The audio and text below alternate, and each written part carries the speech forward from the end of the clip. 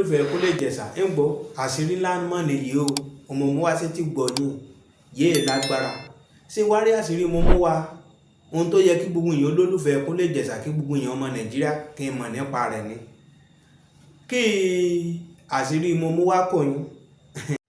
àmọ́ pọ̀rọ̀ láàbọ̀ èèmọ̀ dòdìdì èèyàn olólùfẹ́ kó lè jẹ̀sà èèyàn ọmọ Nàìjíríà nípa ọ̀rọ̀ ọmọkùnrin Sunkanmi pẹ̀lú ọ̀gbẹ́ni pera rẹ̀ lólùsọ chọ́ọ̀chì kan ṣé mọ̀ yí bí ọ̀rọ̀ ń dé dúró bẹ́ẹ̀ níbi ìwádìí dé dúró tán yìí tí transaction Sunkanmi tó ṣe dé orí fóònù olùsọ ṣé mọ̀ yí ọ̀rọ̀ ń ló wà ń lẹ́bẹ̀ẹ́ ń gbọ́ torí wọn ti wá Sunkanmi bá wọn mọ̀ rí Sunkanmi o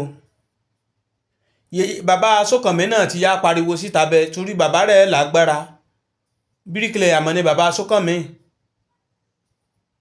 torí ọ̀rọ̀ mọ̀mọ̀ lágbára bẹ́ẹ̀ ṣé rí bí ọ̀rọ̀ orílẹ̀-èdè èdè dúró bẹ́ẹ̀ àfikọ́ lọ́rùn Elédùmarè kó agbáni ni o ìwọ tọ́lọ́run bá mọ̀ sọ bẹ́ẹ̀ kó máa sọ́ra rẹ̀ mọ̀mọ̀ fi tàfáàsì mọ̀mọ̀ fi tàn pásọ̀sì mọ̀ ṣe górí bẹ́ẹ̀ ní mọ̀ lónìyàn ń gbọ́ kábí olùsọ kábí ó gbé Sunkanmi sí torí ìgbà tán tú fóònù ọmọ olùsọ bẹ́ẹ̀ transaction àtorúkọ Sunkanmi náà bá ní orí fóònù ọmọ olùsọ o transaction ṣe tí wọ́n fi fóònù Sunkanmi ṣe sórí fóònù olùsọ ó nìkan mọ̀nàmọ́ rí bẹ́ẹ̀ hàn mọ̀mọ́ tí rí Sunkanmi o láì sọ ọmọ ewúrẹ́ ọlọ́run Elédùmarè mọ̀mọ́ já rọ̀ràn ṣé níbi ọ̀rọ̀ orílẹ̀-èdè èdè dúró bẹ́ẹ̀ àfi kẹ́nìyàn á sọ́ra bọ́lọ́run bá mọ̀ sọ sí ni kó máa sọ́ra rẹ̀ àmọ̀mọ́ bí olùsọ mọ̀mọ́ gbé Sunkanmi sí o láìsàn ọmọ adìyẹ ìwọ yan olólùfẹ́ Kúnlé Ìjẹ̀ṣà ìwọ ayé àgbọ́ fọ́nrán mo mú wá sí ti gbọ̀yìn mọ́ dèmẹ̀gbọ̀n yín lákòókò ìwọ fáfàní yìí tètè subscribe sórí ètò ìmọ̀ subscribe sórí rẹ̀ kí n lè ajàǹfààní bá àbá tó ṣe mú fọ́nrán wá fún yín olólùfẹ́ rẹ̀ alóòrèkóòrè ṣé ti gbọ̀yìn kí n lè ajàǹfààní rẹ̀ torí bí ọ̀rọ̀ orílẹ̀-èdè èdè dúró bẹ́ẹ̀ gbogbo rẹ̀ ló yẹ ká mọ̀ bí ṣe lọ ó ní kíní kan bí aago bẹ́ẹ̀ tán ìlẹ́yìnbó pè ní notification bell ìmọ̀ tẹ kíní aago kí wọ́n notification bell yín sílẹ̀ òun láta ń lórobó lóòrèkóòrè bàbá tó ti mú fọ́nrán wá fún yín olólùfẹ́ rẹ̀ kí n ṣe ẹ̀ fọ́nrán kí n ṣe ẹ̀rẹ̀ káàkiri gbogbo àgbáyé kéyìn náà kí n farabalẹ̀ kí n gbọ́ látòkè délẹ̀ èsì bí ènìyàn mọ̀ tí lè yè kọ́gbọ́n ọlọ́run Elédùmarè mọ́jọ́ ọ̀rọ̀ rí àdàbí àgbà tó jẹ́ sí kòtò ìwọ̀n ìyẹn náà bá fẹ́ sọ kí n sọ sápò kọ́mẹ́ǹtì kí n ṣe ẹ̀rẹ̀ káàkiri gbogbo àgbáyé ìwọ. gbogbo abiyamọ ayé o wọ́n ti fẹ́ tọwọ́ bọ kéèsì ọmọ tá à ń wá yìí ọmọ tó sọnù yìí Ọlá Sunkanmi tí wọ́n mọ̀ pé tó mọ̀ sí Ọlá's Consultant Center tó ní nílùú Lásù ọmọ yìí kì í ṣọmọ olówó ọmọ tálíkà ní Oriyomi Hamzat iṣẹ́ dé ọmọ aláṣẹ jẹ o wá gbà wá ẹ dákun ẹ bá mi tájú Oriyomi Hamzat Oriyomi Hamzat dákun torí ìtọ́lọ́run jáde o wá bá wa gbà àwọn òbí yìí sílẹ̀ wọ́n ń bọ̀ wá sọ́fíìsì ẹ nítorí gbogbo ọmọ Nàìjíríà gbọ́dọ̀ mọ̀ wípé wọ́n ti fẹ́ bo kéèsì mọ́lẹ̀ ṣé ẹ̀dẹ̀ rí kíní gbọ́mọgbọ́mọ ìjọ Celestia ó ti ń pọ̀ jù o kò ṣe kì í ṣe pé bóyá èèyàn borúkọ ọjọ́ kankan jẹ́ o tí ọ̀rọ̀ bá ṣẹlẹ̀ a expect ẹ̀yin tẹ́ ẹ jẹ́ elders leaders ìgbẹ́kẹ̀ gbé ìgbésẹ̀ wíkẹ́kẹ́ gbé ìgbésẹ̀ tẹ́ ẹ̀ bá ti gbé ìgbésẹ̀ a jẹ́ wípé àwọn ọmọ rò wípé ẹ̀ ń fọwọ́ bò mọ́lẹ̀ àti pé kò síbi tẹ́ ẹ lè gọ sí kò síbi tí ẹ lè gọ sí ní abẹ́ ọ̀run yìí ẹ̀yin ìjọ Celestial Church of Christ ẹ máa bá mi táàgì Celestial Heritage bí mo ṣe ń tọ̀ sí Oriyomi Hamzat ẹ̀tàgẹ̀ àgídìgbò ẹ̀tàgẹ̀ kọ́kọ́rọ́ alátẹ ẹ̀tàgẹ̀ Oriyomi Hamzat gbà wá o wọ́n ti fẹ́ fọwọ́ ọlá gbà wá lójú gbogbo abiyamọ ayé àti tọ̀run ẹ wá gbọ́ ohun tí a rí gbọ́ ni wípé ọmọ ọdún mẹ́rìndínlọ́gbọ̀n kan wọ́n ló sọnù orúkọ ẹ̀ ń jẹ́ Ọlá Sunkanmi Quadri Adédàmọ́lá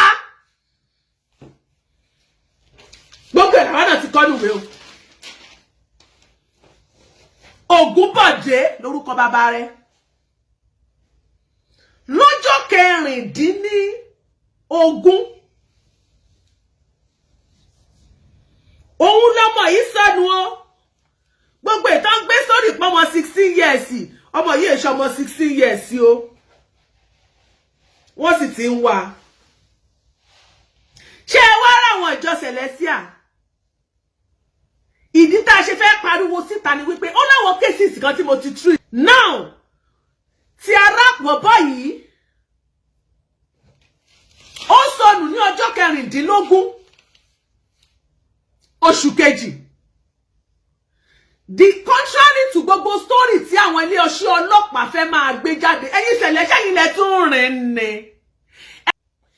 Ẹnikẹ́ni àwọn ò fẹ́ mọ ẹ̀sìn yẹn tó bá ṣe nǹkan tí ò tọ́ láwùjọ tá a wà yìí àwọn ò níbò àfẹ́ mọ bẹ́ni yẹn ṣe tóbi tó nú ayé kò ju Ọlọ́run lọ. A máa sọ. So ẹ̀yin ìjọ Celestial àwọn mo rí pé àwọn tí ń gbé ìgbésẹ̀ kan nígbà tí Sahara Reporters nígbà tí wọ́n lọ tí kan lára wọn lọ interview iléeṣẹ́ ọlọ́pàá wọ́n lọ́mọ kan kò sọnù ọmọ ọdún 16 tá ń sọ fún yín pé ọmọ 16 years là ń wá àléyàn sọnù láti February 16 ọmọ 26 years going to 27 ẹlẹ́ẹ̀gbọ́ àwọn tẹ́ ààrẹ ti síbẹ̀ ń kọ́ a ti ṣe ìwádìí wọ́n láwọn àwọn ọlọ́pàá ní wọn lọ wú òkú kankan fine ohun tá a gbọ́ àti bèrè lọ́wọ́ àwọn òbí ọmọ yìí wọ́n ní iléeṣẹ́ ọlọ́pàá ò pe àwọn pé wọ́n rí òkú kankan ṣùgbọ́n àwọn tó ń gbé ní vicinity yẹn nítorí Oriyomi Hamzat rèé o wọ́n lè kó bá wa ṣe ìwádìí bóyá bẹ́ẹ̀ lórí lóòótọ́ wọ́n ní wọ́n wá wú òkú kan ládùúgbò yẹn ṣé ẹ rọ́mọ tó sọnù yìí kì í ṣe wípé ní ìjọ Sẹ̀lẹ́ lọmọ yẹn lọ ohun tá a rí gbọ́ ni wípé arábìnrin àfẹ́sọ́nù ẹ̀ ó ń gbé ní àdúgbò PPL yẹn lọ́nà Ọlásù ni ìyàwó àfẹ́sọ́nù ẹ̀ wọ́n ló rẹ̀ ìyẹn ò lè so oúnjẹ kò lè jẹun gẹ́gẹ́ bí ọmọ tó kọ́ nílé rẹ̀ ó wá ra oúnjẹ ó lọ gbé fún ọmọ yẹn ìgbà tó ra oúnjẹ tó gbé fún ọmọ yẹn tán ó wá ń padà sílé ṣeun gẹ́gẹ́ bí olólùfẹ́ ìyàwó náà máa pè é PPL lọ́nà Ọlásù arákùnrin yìí ó wá ń padà sílé ìyàwó àfẹ́sọ́nà ẹ̀ náà ń pè ṣẹ̀bó ti gbóúnjẹ fún tó ti ń padà ìyàwó àfẹ́sọ́nà ẹ̀ wá béèrè pé ẹ lọ níbo ló dé ó lóun ti dé side the church ó ní church God bless you bàbá wa Ali bàbá Godfather wa God bless you arákùnrin sọ pé ó ti dé side the church ọ̀rẹ́ ẹ̀ kan náà pé ó lóun ti dé side the church ìgbà tó yá bàbá àjọ yín kọ́ bàbá àjọ wọn ni Sẹ̀lẹ́ lẹ̀ lọ ara àwọn bàbá àjọ yín tí ń disgrace àwọn tí ń wọ aṣọ Sẹ̀lẹ́ náà nìyẹn ibi ó ń kówó lọ sí mẹ́kọ̀ọ́ àbí ẹ má sọ yẹn o ara bàbá àjọ yín ni ẹ mọ́ jìnnà yìí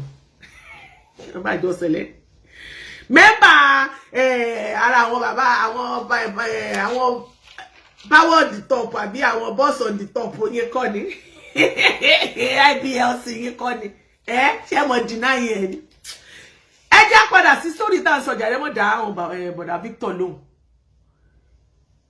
arákùnrin wa ń padà lọ sílé ìyàwó ẹ̀ ń pè é àfẹ́sọ́nà ibo ló dé lóun ti dé church ọ̀rẹ́ ẹ̀ kan náà pè táìmì yẹn níbo ló dé lóun side church kóun ti ń lọ ọ̀nà poro yẹn wọ́n máa gbà ó ń gba ibẹ̀ lọ aago 8 wọ́n ní Ọlọ́run ṣe kò ní pẹ́ délé ìgbà tó yá nọ́mbà ẹ̀ ọ̀lọ́mọ ìyàwó àfẹ́sọ́nà ò gbọ́n kan mọ́ ọjọ́ kejì kí ló dé ó ṣàṣàyè lọ ó lọ report ní ọjọ́ police station àyà ọkọ àfẹ́sọ́nà ó wá sọ́dọ̀ ó mọ̀ gbóúnjẹ wà ìgbà tó ń padà lọ ibi báyìí ló sọ pé òun dé òun ò dẹ̀ gbúrò ẹ̀ mọ̀ títí ti sìn àwọn òrí ìgbà tí ọ̀rẹ́ náà máa sọkọ ọ̀rẹ́ kan ó pò òun náà ìgbà tó ń pe gan sáàgbẹ̀ náà ló wà láti gbà yín náà táìmù wo ló pé táìmù wo ni okay wọ́n ní lọ́nà wọ́n ní PPL is before okay amukoko àbí okoko Michael okay before okoko wọ́n ní before okoko Michael ṣe pé Ìbàdàn la wà ń gbé Ìbàdàn ní Olúyọ̀lé ibẹ̀ la wà ń gbé àwọn orílẹ̀ mọ́ gbogbo àdúgbò ilé kan ọmọ oko la wà gbogbo kira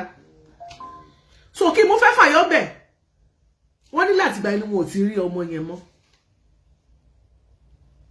ṣùgbọ́n nǹkan kan wá ṣẹlẹ̀ lọ ní ọjọ́ yẹn ọmọ yẹn pè yẹ ẹ̀ pé kó jọ kó send owó sùn tí ò ṣẹlẹ̀ rí ọmọ tí mo ń fún ìyá rẹ̀ lówó ẹ má gbàgbé pé ọmọ yẹn ní business center nínú lásán Hollas Consultant Center gbogbo èèyàn ló mọ̀ wọ́n ṣe photocopy tẹ́ bá fẹ́ ṣe photocopy ẹ fẹ́ print kan ẹ fẹ́ ṣe ID card ẹ fẹ́ ṣe anything abayin ṣe sticker ẹ gbogbo tẹ́ bá fẹ́ ṣe lọ́mọ yìí bá wọn ṣe handouts abawọn print gbogbo àwọn ọmọ àwọn ẹmọ ẹ̀yin tẹ́ ti jẹ́ ata envelope ata gbogbo ẹ̀yin tẹ́ jẹ́ ọmọ school ó dẹ̀ ti ṣetán last year kò tí ẹ̀ tí ì lọ sáàbù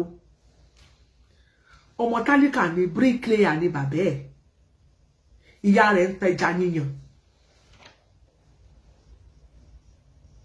níbo ló wà tọmọ yìí wá ń béèrè owó lọ́wọ́ ìyá ẹ̀ ìyá ẹ̀ ní à jẹ́ kó òun kò sẹ́ni tí ó bá ń sẹ́ndẹ̀ jẹ́ kó di lọ́la wọn ò gbúrò ọmọ ìmọ̀ wọn ò rọ́mọ ìmọ̀ látọ̀ on the 16 ṣùgbọ́n nígbà tó di on the 17 wọ́n withdraw owó nínú àkáǹtì 17 18 19 wọ́n withdraw owó nínú àkáǹtì Ọlásùnkànmí wọ́n withdraw owó kúrò nínú àkáǹtì Ọlásùnkànmí àwọn fámìlì wa gbé ìgbésẹ̀ pé gbogbo nǹkan tó máa ń ṣẹlẹ̀ jẹ́ ká kọ́ lọ yẹ àkáǹtì ẹ̀ wò náà ìgbà tí wọ́n lọ wò pé àwọn ọlọ́pàá ló yẹ kó lọ print out statement of account ẹ̀ àwọn ò láṣẹ sí àwọn náà sọ pé òkè ẹ jẹ́ káwa náà lo àwọn táwa náà bá mọ̀ tó jẹ́ family tó súnmọ́ wa nǹkan kan ká lọ wò à ní lè dárúkọ rẹ̀ à ní lè sọ ẹni yẹn náà ò ní lè print ẹ̀ out ṣùgbọ́n torí pé àjọ wọ́ ọmọ ẹni ó kàn lè bá wa wò ó ní ìgbà tí wọ́n wò wọ́n ní pé wọ́n withdraw owó kúrò nínú àkáǹtì ẹ dákun ta ní withdraw owó kúrò nínú àkáǹtì ẹ bá kó ọkọ rẹ̀ lẹ̀ wọ́n ní wọ́n tún send 10,000 naira recharge card sẹ́nìkan ẹ bá wa print ẹ àwọn yẹn ní lè print ẹ ṣe mọ̀ pé iléeṣẹ́ ọlọ́pàá ló láṣẹ láti wá print ẹ jáde ọmọ tó tún láṣẹ náà rèé signature yóò sí ọmọ tó tún láṣẹ ní nǹkan ti ṣe yìí ṣùgbọ́n nítorí pé bá a ṣe jẹ́ síra wa ẹja bá yín kọ jáde orúkọ ẹni tó wá gbà recharge card ibi tó ti jáde lọ rèé làwọn fámìlì náà bá gbé ìgbésẹ̀ ẹ má jẹ́ ká tiẹ̀ bó òpó lọ ní olóró mọ́ ẹ jẹ́ kí n pe bàbá ọmọ yìí gangan wọlé kí iléeṣẹ́ ọlọ́pàá wá fetí ara wọn gbọ́ èyí tí iléeṣẹ́ ọlọ́pàá ń sọ fún àwọn aráàlú wípé ọmọ kankan ò sọnù èyí tí iléeṣẹ́ ọlọ́pàá ń sọ fáwọn aráàlú wípé wọn ò arrest ẹnì kankan èyí tí iléeṣẹ́ ọlọ́pàá ń sọ fáráàlú wípé níṣẹ̀lẹ̀ yẹn tó wà ní PPL yẹn wípé kankan ò ṣẹlẹ̀ bẹ́ẹ̀ táwọn ará àdúgbò ní sọ fún wa wípé wọ́n mọ̀ wá wú òkú kan bẹ́ẹ̀ bóyá láàjì àmọ̀gbà tán wá wú òkú yẹn bóyá láàjì òkú wo náà ń wú lóòru. Oriyomi o dákun dábọ̀ wá gbà wá o wá bá wa ṣe léyìí bó ti ṣe ti Timothy kò ní bu ọ́ lọ́wọ́. Oriyomi Hamzat dìde ẹjọ́ bá mi tag Oriyomi Hamzat tó o bá ń sùn ìyálájẹ́ ló ń pè é mi ò kórí ẹ̀ fíkún mi ò kórí ẹ̀ fárùn mo ní kó sáré tètè kó wá jẹ wá gbogbo àwa bí ọmọ ayé àti tọ̀run mo ń bọ̀ ẹ jẹ́ ká gbé bàbá ọmọ yìí wọlé fún ẹ̀yin tẹ́ ẹ jẹ́ sọ̀rọ̀ lórí ìkànnì yìí tá a ti mú àwọn sítórì yẹn bóyá lórí òfurufú ló dàbí pé a ti mú tó dàbí pé àmú lóòyẹ ẹni ọ̀rọ̀ kan gangan àwa ti wá rí ìjọ Celestia ẹ ò lè fọwọ́ bo ilé ìwà láì ẹ lè bò a máa dráàgì yín bàjẹ́ ìdí tó fi kọ olùṣọ́ yìí ẹ má gbà pọ́mọ yìí kì í ṣe pọ́mọ yìí lọ sí church o ọ̀nà ibi tó lòun dé ó lòun ti dé ibi tó ń pè ní church ìkankan tí wàá ṣẹlẹ̀ tó tún wàá ṣẹlẹ̀ tó tún wàá ṣẹlẹ̀ tó wàá líǹkì mọ́ olùṣọ́ tó olùṣọ́ yìí ò fi lè bọ́ nú ẹ o tí yóò fi sọ fún wa níbi tí ọmọ ìbá wọlé sí òun àtàwọn ọmọ rẹ̀ ẹ gbọ́ fúnra yín àwọn fámìlì náà ti ṣiṣẹ́ bó ṣe pé bàbá gan ìwọ̀nba mọ́tò tó ní ó ti ta láti ṣe wípé ẹni ọlọ́pàá ṣe tún gbowó lọ́wọ́ bàbá yìí ọlọ́run sẹ́yìn lẹ́ ń gbà abẹ lómi ẹ má jẹ́ ká sọ pé ẹ̀yin ni ẹ̀yin kọ́ bàbá yìí ṣáà kò yé yín wọ́n ní ni o bàbá yìí ò rán mi nìyẹn òun kò tí ì sọ òun ò sọ bẹ́ẹ̀ ara tá a gbọ́ ni o ṣùgbọ́n ẹ jẹ́ ká gbọ́ tá a bá máa gbọ́ lọ́nu bàbá yìí kí wọ́n sọ pé kinní kan ẹ má jẹ́ ká gbọ́ ẹ jẹ́ ká pe bàbá Ọlásùnkànmí gangan wọlé gbogbo ẹ̀yin èèyàn tẹ́ ń bẹ lórí ìkànnì yìí ẹ dákun ẹ bá wa wá nǹkan fìdílé tàbí kẹ́ ẹ fìdílé nǹkan kájọ gbádùn ètò tòní Ọlọ́run ó jẹ́ kí bàbá yìí ò gbé fóònù bàbá ọmọ tó sọnù gangan rèé hello Hello. Ẹ káàsán sá o. This is Iyalaje Courtroom Show. A fẹ́ bá bàbá Sunkanmi Ogunbode, a fẹ́ bá bàbá sọ̀rọ̀. Ogunbode, bàbá Sunkanmi Ogunbode. Ṣé di pé family ni wọ́n ti ń kọ̀rẹ́. Bájọ́ báwo lẹ̀yin ṣe jẹ́ Sunkanmi, kí lorúkọ ti yín? Bàbá ẹ̀ ni mo jẹ́ o. Ẹ̀yin ni bàbá ẹ̀. Bẹ́ẹ̀ni. Ẹ dá kí lorúkọ yín sà? Orúkọ tèmi ni Ìdòwú Ògúnbọ̀dé. Ìdòwú Ògúnbọ̀dé. Ẹ̀yin lẹ jẹ́ bàbá Sunkanmi. Bàbá Sunkanmi, orúkọ ẹ̀ náà ló jẹ́ Quadri Adédàmọ́lá. Bẹ́ẹ̀ni, Quadri Adédàmọ́lá Sunkanmi Ògúnbọ̀dé. Bẹ́ẹ̀ni wà. Ẹ̀yin gangan ni ẹ fi àtọ̀ yín bí àbí? Èmi ni mo bí ọmọ mi ni first born mi ni. First born yín ni. Ẹ dákun ọmọ ọdún mélòó lọmọ yín ká bẹ̀rẹ̀ láti bẹ̀? Going to 29 years. Going to 29. 90 kí lẹ bí?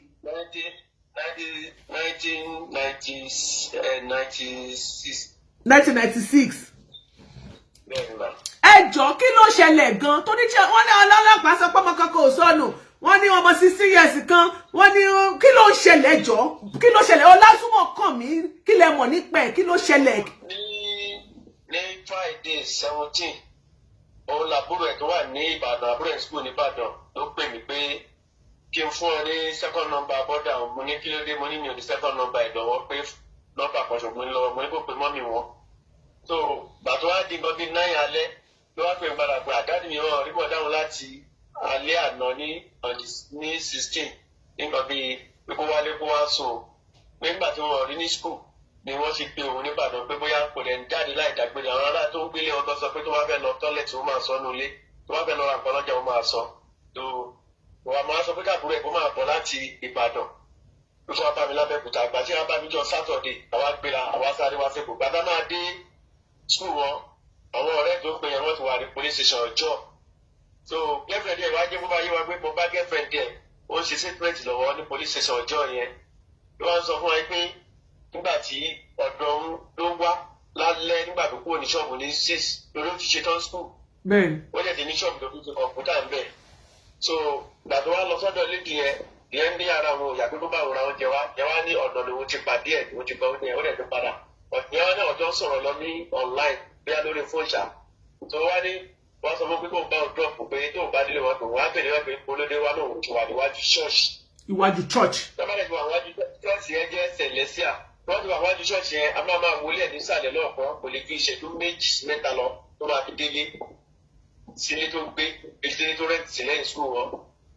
So bẹ́ẹ̀ láti darapọ̀ lórí ẹ̀díjọ́ Sunday ìjọ Saturday dé mi ìdẹ́kun yẹn wọ́n ti tán ní police station mo dẹ̀ lọ sílé ẹ̀fẹ̀ mo tún wá lọ sí ṣọ́ọ̀ṣì yẹn mo tún lọ bá wọn bẹ̀ mo tún bẹ̀ gba ẹjọ́ wọ́n ní kan ṣẹlẹ̀ bí ní alẹ́ tọ́tọ́sí wọ́n náà wọn ò rí ẹni tí àwọn ò rí kankan.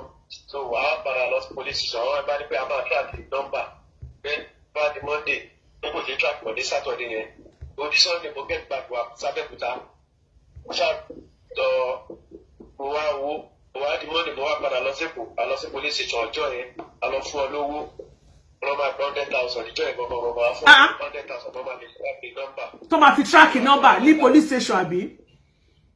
Bẹ́ẹ̀ni ní police station a fún ọ 100,000. So láta yẹn wọ́n lè fi track yẹn wọ́n tún di bóyá bíi Wednesday wọ́n sọ wọ́n pé wọ́n ti track nọ́mbà yẹn gbogbo nọ́mbà tí wọ́n track pẹ̀lú ẹ̀ kò ṣiṣẹ́ pẹ̀lú nǹkan tí wọ́n need. Wọ́n jábẹ̀ sí dààmú mo tẹ̀ farakí fún ọ wọ́n tẹ̀ sọ pé ọmọ agbésẹ́ mi lẹ̀ fún mi mo tẹ̀ àbúrò ìdáhùn pé kì í ní so pé iṣẹ́ ò máa ń sáré lọ́sí bẹ́ẹ̀ gbà ọmọ ẹ̀mí là ń sọ yìí náà láti jọ Thursday on 16. So àwa rí àbúrò wa gbá owó wa gbà wọ́n á lọ gbé laptop bóyá ó lọ sí ṣọ́ọ̀bù ẹ̀pẹ́ ó lọ sílẹ̀kùn wá lọ gbé laptop ẹ̀pẹ́ ó fi wo ọdún jẹ́ pé òun fẹ́ wò bóyá wọ́n ti wọnú àkáǹtì ẹ̀gbọ́n òun. Gbàtọ́ wá sí tó wá wọnú laptop ẹ̀ ló wá gbà ó wá sẹ́ǹdì $100 sínú àkáǹtì ẹ̀pẹ́ ó wá pé wọ́n ti wọnú àkáǹtì yẹn bá òní kí ṣe jẹ́. So àwa pe ẹ̀gbọ́n wáìfù pé wà lábẹ́òkúta. Ẹ má dárúkọ ẹ ṣàpẹ nìkan ẹ má sọ ibi tó wà. So wọ́n ṣáà di pé wọ́n bá wa ìyàwó èèyàn kan àti wọ́n fún ọ ní another 50,000 naira. Wọ́n bá wa track nọ́mbà bàtà get nọ́mbà tó bá track nọ́mbà yẹn. Wọ́n bá wá jẹ́ ẹni tí ó ṣe owó ẹ̀ jáde ní ọ̀dẹ̀ 17 Monday 8 16 wọ́n ti mú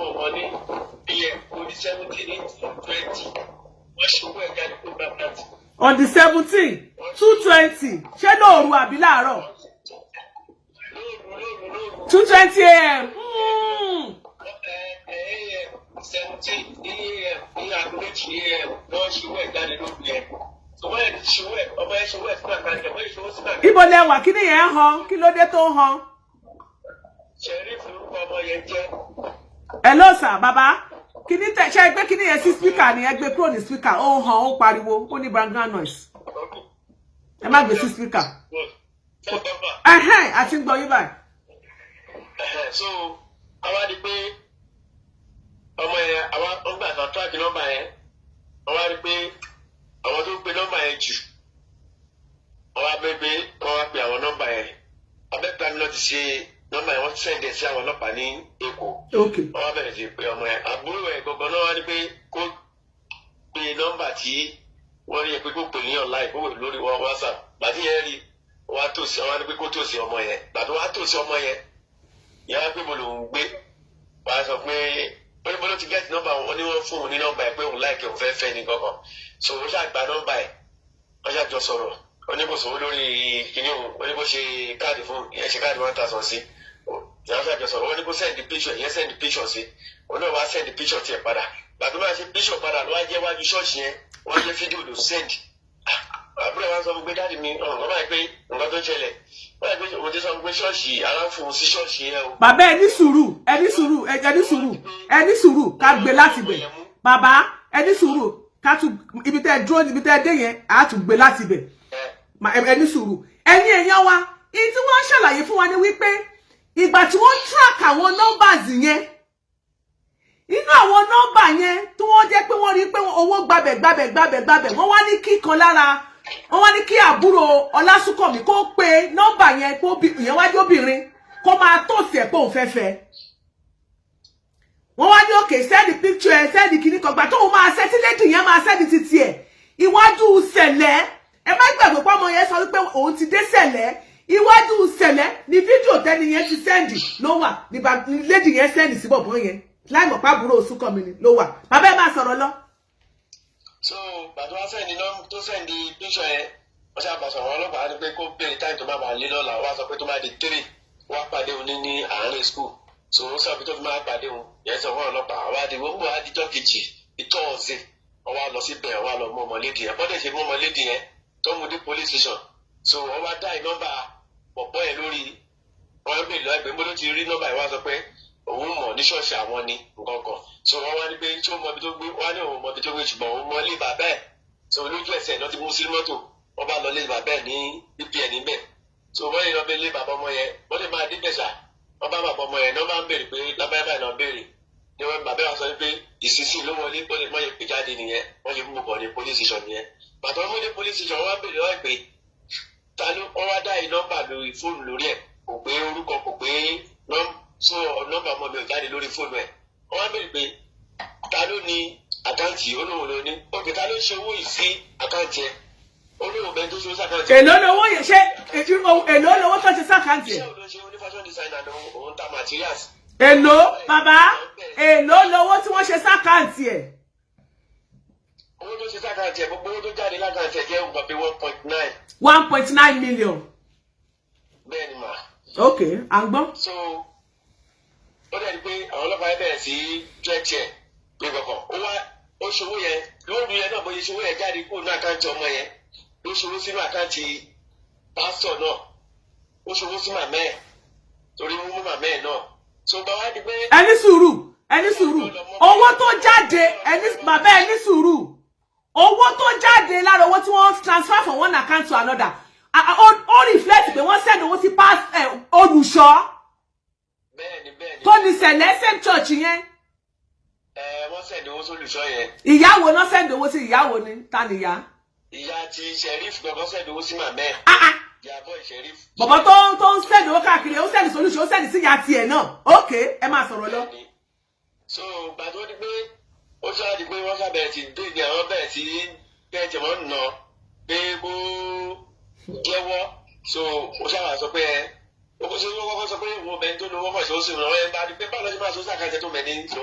Ó wá sọ pé àwọn ọ̀rẹ́ òun ló mú fóònù wá bá òun lé pé kó máa ṣòwò ẹ̀ jáde sí àkáǹtì tó pé nǹkan yà ń bèbè tó mẹ́ni ìrírí wọn fi píṣọ̀ wọn náà rírí òun òṣèlú kan so ìgbà tó wá di bọ́bí sísì rọlẹ̀ pásítọ̀ yẹn wà ń bẹ alàgbà yẹn wà ń bẹ alàgbà Sẹ̀lẹ̀ ó tẹ̀lé ọmọ ẹ̀ wá síbẹ̀ nígbà tí wọ́n ti lọ padà lọ sáàṣì ilé ọmọ ẹ̀ ọ lọ ṣọ́ọ̀ṣì ẹ̀ náà ó tẹ̀lé ọmọ ẹ̀ wá wọ́n sọ pé òkè o débó lọ ra oúnjẹ wá fọmọ ẹ̀ pé dpo ní pé wọn lè fún ọmọ ẹ̀ ní first suspect pé wọn lè fọmọ ẹ̀ lẹ́jọ́ ẹ̀ pé kó lọ ránjẹ pọ́pọ́ máa fi ọmọ ẹ̀ ṣiṣẹ́ so ìgbà tó wá di pé ó ṣàpò lọ́dọ̀ wọn kò lọ ra oúnjẹ wá fọmọ ẹ̀ ó ṣẹ̀ lọ wọ́n á di yọ́ kejì àwa ti dé tẹ̀ before 8 àti wà ní police station ìgbà tó wọn ọlọ́pàá ẹ̀ dé wọ́n lọ mú ọmọ ẹ̀ jáde pé kó ṣe statement ìgbà tó ọmọ ẹ̀ wá ṣe statement tó wá kọ orúkọ fúnlẹ̀mù bàbẹ́ wọ́n bẹ̀rẹ̀ gbìtá lórí orúkọ ẹ̀ wá ní dáàdì wọn wọ́n wá wo orúkọ ẹ̀ nínú fóònù ọmọ ẹ̀ pé àwọn olóṣòwò sí wáyé pé olùṣọ́ ẹ̀ náà pẹ̀lú àwọn tí wọ́n ṣe owó sí má ṣe rí olùṣọ́ tuntun nìyẹn. pé kó máa bọ̀ wá béèlì ọmọ ẹ̀ láti àárọ̀ ẹ̀ gbà tó máa níbẹ̀ ó dé nǹkan bẹ̀ ní nǹkan bíi 4 àwọn 5 rọlẹ̀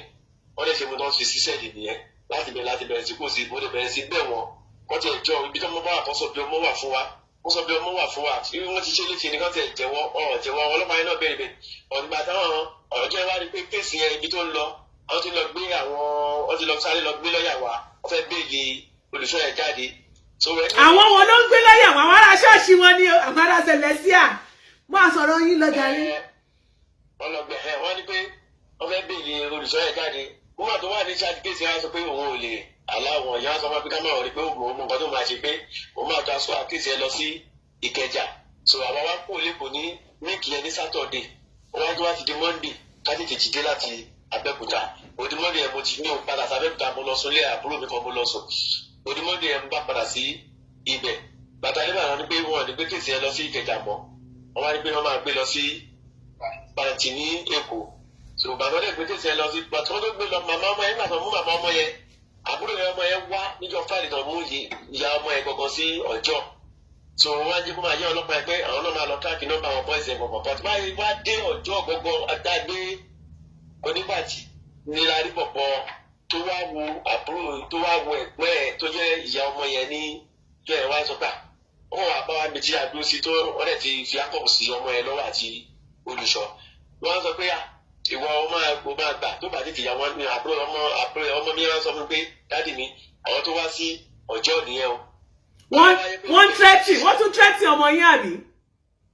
no ọmọ mi kọ́ ọmọ yẹn náà nìyẹn náà wọ́n ń sọ bẹ́ẹ̀ ṣojú wa bẹ́ẹ̀ ni pé kéèyàn máa tẹ́tì èèyàn ṣojú yàn ló sọ bẹ́ẹ̀ fún ọmọ sísá yẹn Sheriff yẹn ló sọ bẹ́ẹ̀. ó sọ fún Sheriff. so bàbá yẹn pé wọ́n ṣàgbẹ́ kéèsì yẹn wọ́n lè ní pé a máa tún track number again wọ́n á máa fún ọ lówó wọ́n máa gbogbo owó tó máa ná kankan wọ́n yà sọ pé ká lọ mú 200,000 wá wọ́n lè bẹ̀rẹ̀ sí bẹ́ẹ̀ pé mo ti náwó gbọ̀n bí kò jọ torí Ọlọ́run pé mo ti náwó gbọ̀n wọ́n yà pé òkè wọ́n yà gba 150 lọ́wọ́ wa ìjọ yẹn wọ́n máa track number bàtà dẹ̀ gbé wọ́n máa track number àwa kúrò mẹ́ àpàrà wálé ó dijọ́ kìí yà tó padà lọ sílẹ̀ yà ni pé ká máa rí pé wọ́n wá fún wa ní ọjọ́ pé ká máa wà níjọ́ kejì pé tó bá tó níjọ́ kẹrin ká padà wá pé àwọn máa bẹ̀rẹ̀ iṣẹ́ lórí ìgbà tó dẹ̀ tá a dẹ̀ máa padà débẹ̀ lọ́nà iṣẹ́ bóyá wọ́n ti béèrè ọlọ́mọ yìí èmi ò rí yàtọ̀ bí ìwọ̀n kan aṣá lọ ní wíìkì ẹ̀ pé ní wíìkì tó wá tẹ̀lé wọ́n gbà gbogbo àwọn wíìkì tó mọ́tò kiri wá bẹ́ẹ̀kúta padà sí ipò rìn àárín gbòòrò kiri mo ní owó tí wọ́n fún wọn mọ́tò gan lè dé bẹ́ẹ̀ ju 20,000 ìgbà àtàkùrọ̀ ẹ̀ lọ wọ́n gbà wíìkì tó obìnrin mo wá sọ fún ọba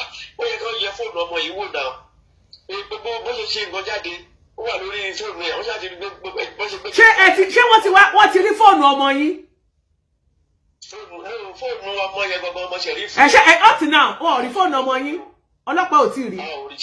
ok ẹ máa sọ̀rọ̀ lọ. fóònù Sheriff yẹn mo ní kó gbà káwọn ọlọ́pàá yẹn kó gbó nǹkan tó wà lórí ẹ̀ gbà tó wá mú lọ́wọ́ lọ mú jáde nínú sẹ́ẹ̀ ọwọ́ àgbo gbogbo nǹkan tó wà lórí fóònù yẹn wọ́n rí pé àwọn ẹ̀ka ìyẹn wọ́n jọ ń chat wọ́n jọ sọ̀rọ̀ pé máa ń tà kankan àwọn yẹn wọ́n bèrè pé kí ni ọwọ́ á ní kọ́ọ̀tì lòun wọ́n á jẹ́ kó máa yí wọn pé ṣọ́ọ̀ṣì alàgbà yẹn làwọn ti ń ṣe mítìn bí alàgbà yẹn kò sí ẹni tí ò mọ̀ ní gbogbo àwọn pé ìṣàwọn mẹ́fà làwọn náà ṣe kọ́ọ̀tì yẹn sọ̀rọ̀ ńgbà tó orí fóònù ẹ̀ wọ́n bá bọ́ lọ́wọ́ ẹ̀bí tó gbé bọ́ dání so orí náà bí ẹmu ti bẹ̀rẹ̀ sí sunkún mọ́ àwọn ọmọ ẹ̀ ti pa mí lọ́mọ ó ti ẹ̀jẹ̀ bí tó gbé ọmọ lọ́mọ sí nǹkan kan abẹ́rẹ́ olùṣọ́ ọ̀jọ̀wọ́ ti náà ọlọ́mọ ẹ̀ máa múlẹ̀ mọ́ yẹn ṣe bróda mi tó wà lẹ́gbẹ̀ẹ́ mi tí wọ́n pé òun náà ti dààmú torí ẹ̀kan tó ti ẹ̀bí ẹ̀mẹ́ta ló ti wá bá mi lẹ́kọ̀ọ́ torí tèsì so kò dẹ̀ sí ìyọ̀kọ́ kan tó máa ràn mí lọ́wọ́ táyà pé láti gbà yẹn láti ọ̀dì 16 títí wá di gbà yẹn àgbọ̀kọ̀ mọ́ àgbà báwo ṣe fẹ́ ṣe mo lẹ ti náwó gan mo ti dààmú gan so ọmọ ìkẹrin ní sukùl tó lọ náà ó ti kọ́ kọ̀ǹpútà nígbà tó ti lọ sí sukùl kan ní federal kìíní ní Òṣèlè Abẹ́òkúta ó ó ti ṣe tán bẹ́ẹ̀ ó tún lóun máa tẹ̀síwájú sí ló fi wà mẹ́ẹ̀ náà ó dẹ̀ ti ń ṣe kọ̀ǹpútà ó ti ní ṣọ́ọ̀bù tó fi ń ṣiṣẹ́ ń bẹ̀ náà tó yẹ pé ó dẹ̀ last year ló ti ṣe tán so April on the 9 April lọ́nà máa ṣe ìkíní jáde fún ọ ní school wọn pé kankan so gbogbo nǹkan yẹn ó ṣàǹpìlì mi bá owó tá a ti ná lórí ọmọ láti kékeré títí wá di bó ṣe wà yìí ó yẹ pé àsìkò yára ẹni bẹ̀rẹ̀ sí í jẹun ẹ̀ torí tí ń sẹ́ẹ̀dì ó gbà tá a máa ṣe December ó fún mi lówó pé kí n fi ṣọdún wọ́n gbà ọmọ tó ti ń lọ ṣerú eléyìí èèyàn náà gbọ́dọ̀ tẹ̀lé ni a lè bẹ̀rẹ̀ sí dáàbò kiri gbogbo àwọn èèyàn wọ́n ṣáà dìde mọ́ mi so àgbègbè tó wá di ìjẹta àwọn rí oríṣiríṣi tó ń pòsì jáde pé wọ́n ti rí òkú lẹ́gbẹ̀ẹ́ ṣọ́ọ̀ṣì olùṣọ́ kankan mo wá di àná gbogbo ẹ̀yàn bó ṣe ń pè mí lọ pè mí bọ̀ so òdìyẹ kẹrin ó ti wọ sígílẹ̀sì láti gbà yẹn nígbà tó ti rọ́mọ ló ti wọ sígílẹ̀sì torí first born wa ni so ó dẹ̀ di pé wọ́n pòsì jáde mo wá di àná wọ́n pe ọlọ́pàá tó wà ní ìṣáàtì kìíní ẹ̀ ní pàǹtí wọ́n sọ fún wa pé kò sí ohun tó jọ bẹ́ẹ̀ báwọn tó ṣe kíní ẹ̀kọ́ kan mọ́dà kíní ti tọ̀kárí ayé náà mọ́tò ọ̀bá rí wọn ní sọ wọ́n ṣáà bẹ́ẹ̀ tì mí bọ̀ nígbà tó yẹ pé ìwọ̀n bá ìwé ní amalisa ayé àtijọ́ làwa kà wá ò mọ gbogbo bí kan ṣe ń lọ so èèyàn mi tó dẹ̀ wá ń pè mí ọ̀rọ̀ ló wà pẹ̀lú mi láti jẹ́ náà tó ń bá mi gbìyànjú lọ́tún ló sì pé ká lè wá solution sí ká lè mọ bí ọmọ wà so nǹkan tó ṣẹlẹ̀ nìyẹn máa ẹjọ́ gbà mí wọn ṣàánú mi o kọ́mọ tiẹ̀ jáde o ọmọ Nàìjíríà kọ́ ràn mí lọ́wọ́ o kọ́ ràn mí lọ́wọ́ ṣàánú mi o lórí kí làmọ́ ṣe o ẹja nìyẹn ń ta o ẹja nìyẹn ń ta o bá ní kankan lọ́wọ́ o gbogbo ọkọ ìwà àti jẹ gbèsè àti lọ́dún tí là ń yá ó ṣe gbogbo ohun tá à ń ṣe tí là ń yá ó báyìí o ẹjẹ ṣàánú mi o ẹ ṣe máa. bàbá lórúkọ Jésù ò ní sunkún mọ́ bàbá ó ti tó bàbá ẹ ní sunkún mọ́. Oriyomi Hamzat o bàbá ṣé ẹ máa lọ Ìbàdàn lọ́dọ̀ Oriyomi ṣé ẹ máa lọ Ìbàdàn lọ́dọ̀ Oriyomi Hamzat ṣé ẹ ṣetán àti lọ. ẹ máa sọ mo fẹ́ kẹ́ ẹ fi opportunity ibẹ̀ Oriyomi Hamzat pé ẹ ń bọ̀ kó máa retí yín kó dákun kó wá gba justice fún yín ẹ sọ fún Oriyomi Hamzat ẹ pè báyìí ẹ pè pé ẹ ń bọ̀ ẹ máa sọ bẹ́ẹ̀ ẹ sọ. Ìbàdàn lọ́dọ̀ ẹyẹ ṣàánú mi ẹ jọ̀ọ́ ẹ ràn mí lọ́wọ́ o. ẹ tún pè dáadáa ẹ pariwo ẹ. Oriyomi Hamzat ẹ ṣàánú mi mo ń bọ̀ lọ́dọ̀ ẹyẹ ṣàánú mi ẹ gbà mí o ọmọ Nàìjíríà ẹ gbà mí o wọ́n ti gbá mi lójú o wọ́n ti fọmọ jẹ ní yàbá yìí o mi ò rọmọ mi mọ́ o. bàbá ẹ pè gbogbo abiyọmọ ayé gbogbo abiyọmọ ọ̀run gbogbo blogger gbogbo ẹni tó bá ti lè ràn yín lọ́wọ́ àtọkùnrin àtọ ẹ pè wọ́n ẹ̀bẹ̀ wọ́n báyìí gbogbo abiyọmọ ayé àti ọmọ Nàìjíríà rere. gbogbo ẹni bẹ́ẹ̀ bá jẹ́ ṣàánú fún mi ẹ ràn mí lọ́wọ́ báyìí lórí ọmọ mi ẹ jọ̀ọ́ ẹ ṣàánú mi o ọmọ mi wà báyìí ẹ ṣàánú mi ẹ ràn mí lọ́wọ́ o mi ò ní nípa tí máa ké pé o mi ò ní nǹkan kan mọ́ báyìí wọ́n ti fọwọ́ lágbá mi lójú o ẹ ṣàánú mi o ẹ ṣàánú mi o. ẹ jẹ́ ká pe Múyìwá Adéjọbí o ọ̀gá ọlọ́pàá. Múyìwá Adéjọbí ẹ ṣàánú mi mo ti pè wọn náà tẹ́lẹ̀ o mo ti pè wọn Múyìwá Adéjọbí ẹ ṣàánú mi bí pẹ́ẹ́rù ẹ ṣàánú mi báyìí wọ́n ti fọwọ́ lágbá mi lójú ẹ ṣàánú mi o mi ò rọ́mọ mi mọ́ àrí mi ọ́ gbé sí àmọ́ mi ọ́ ti wọ́ o. ṣé pásítọ̀ olùṣọ́ yẹn ṣì wà ní pàǹtí pẹ̀lú ọmọ ẹ̀. ó wà ní sẹ́ẹ̀lì. ọdún ìjọ tọ́sí ìdọ̀ ní ká wá sí kù ká tún máa bọ̀. kò sí wàrà kó tó débẹ̀ lọ́jọ́ tọ́sí ẹ ti rí i pé oníṣẹ́ ò ti dáhùn. ẹ bá mi gbé fábùrò yín ẹ má sunkún mọ́ bàbá Ọlọ́run ò ní pé tí yín níyà. ẹ ṣeun ìyá wa. sáà. ẹ ṣeun wa o. ó lágbára. Ọmọ wa wà pẹ̀lú ẹ̀yin náà. Àmín. Kọ́mọ Nàìjíríà kan jọ kán gbà wá o. Síbi tá a mọ ibi tí a ti lè rí bá a ṣe lè ṣe òun náà ni àgbà ẹ ràn wá lọ́wọ́ kọ́mọ Nàìjíríà kan dìde sí wa o. Ọmọ yìí ni àkọ́bẹ̀ ẹ̀gbọ́n mi. Òun nìkan oṣù lẹni tó máa kọ́kọ́ kàwé nínú ìdílé wa kán jọ kán ṣàánú wa kán ràn wá lọ́wọ́. Bàbá ìpíríkìlà ló ń ṣe, ìyá ẹja ló ń tà ní Abẹ́òkúta ń bí, kò sẹ́ni tí ò mọ ìyá ẹ̀ ní ọjà Kútọ̀. Bàbá náà kẹ̀dẹ̀ ní láwọn tó ń ṣiṣẹ́ kò sẹ́ni tí ò mọ bàbá ẹ̀ kán jọ kán ràn wá lọ́wọ́, kán jọ kọ́mọ Nàìjíríà kan. Oriyomi Hamzat kán jọ a ti gbìyànjú láti send message sí wọn tí ò reply wa. Bíbí aromú ìwà Adéjọbí tó tún jẹ́ ọmọ wa ní Abẹ́òkúta ń bí, àti send message sí wọn wọ́n ti reply wọ́n acknowledge láti bí on the maybe around February 3rd or 4th àti ìjọba ẹlẹ́ni tí wọ́n náà láti gbà yẹn ọjọ́ wọ́n acknowledge message ta send tí wọn kọjọ kọ́ ràn wá lọ́wọ́ kọ́ bá wá ọmọ yìí jáde ìgbà tí mo rí message tí PRO Lagos State tí wọ́n fi síta ló gbà wá lọ́kàn jẹ́ púpọ̀ nítorí pé àṣírí gbogbo ohun tí àwọn ọlọ́pàá ń ṣe wọn fi tó àwọn ọ̀gá wọn létí kó má dẹ̀ bá wa mú níyì kó má jẹ́ pé ṣé wọ́n máa fi sí abẹ́ kínní àgbélẹ̀kọ Abẹ́òkúta là ń gbé ká tó gbéra láti bí lọ dé Èkó káwọn tó wà lẹ́kọ̀ọ́ kó má kí ọwọ́ yìí kó má kí ọwọ́ bọ̀ ọmọ wa lọ́wọ́ kọjọ kan ṣàánú wa ó dídí ọmọ òun là ń sọ ọmọ tó dẹ̀ tún ti parí iléèwé tó kókó kan tiẹ̀ lọ sí service lásán ló kù ní April yìí ló yẹ kó lọ sí service ó ṣe political science education ó dẹ̀ jẹ́ ọmọ dáadáa ọmọlúwàbí ni kọjọ kan ràn wá lọ́wọ́ kí gbogbo wọn Nàìjíríà kan jọ o ẹjọ́ ẹ̀bẹ̀ là ń bẹ̀ o a ò lágbára ta fẹ́ sá o ràn wá lọ́wọ́ o ẹ ṣé gan ìyá wa. ẹ ṣé gan sà tó bó bá ṣe jẹ́ á ti máa kàn sí ẹ bá mi bẹ̀ bàbá kí bàbá má sunkún mọ́ lágbára Ọlọ́run á bá mi báwo la tiẹ̀ ṣe fẹ́ máa bá àti fẹ́ kí bàbá bá àwọn yòókù àmọ́ bàbá lọ́wọ́ Ọlásùnkànmí náà á gbúrò ẹ̀ Yorùbá ní ọmọ ẹni kú ó sàn ju ọmọ ẹni sọnù lọ.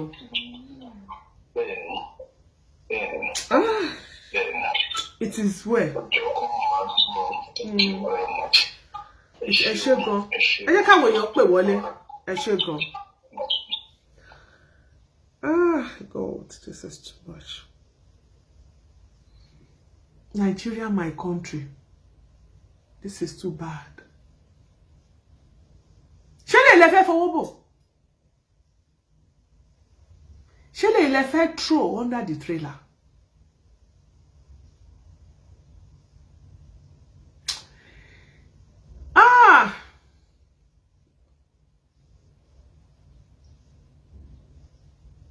Omowumi, you can send message to my WhatsApp. Then I can get it for you. What a wicked world. Ẹ jọ̀ọ́, ẹ má bá mi máa type justice for Ọlásùnkànmí. Justice for Ọlásùnkànmí Quadri. Àbí Ọlásùnkànmí. Ẹ má bá mi kọ justice fún. Justice for Ọlásùnkànmí Quadri Ọlábọ̀dé Ògúnbọ̀dé. Ẹ̀yin tí ẹ bá mọ ẹ̀rọ bọ́dí mi tí ẹ mọ̀ mo ní goose pimples. Ẹ̀yin tí ẹ bá fẹ́ pè wọlé ẹ pè mí ṣe pé ẹ̀yin tẹ́ wà lórí TikTok lẹ jẹ́ ká máa pe nọ́mbà wa sàn. Ẹ̀yin tẹ́ wà lórí Facebook ẹ̀yin tó bá ní nọ́mbà ẹ jọ̀ọ́ bá mi send nọ́mbà yẹn kí n pè kẹ́ mọ́ mi kọ́ ẹ fún kẹ́kọ́lá wọlé ẹ send nọ́mbà ó dà kí mo ní kí ọmọ náà send ẹ lẹ́ẹ̀kan mi mọ̀ bóyá ó tiẹ̀ ṣe mi rántí.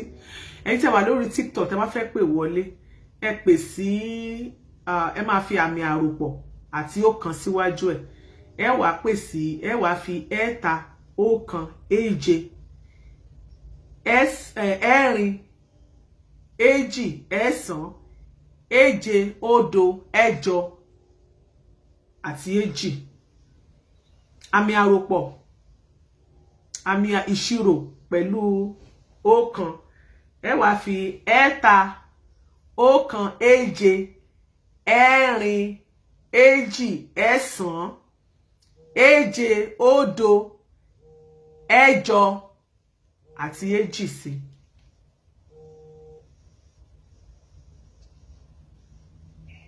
Hello.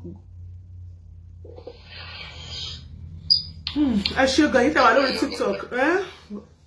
Godfather, this one is olè lágbára gan.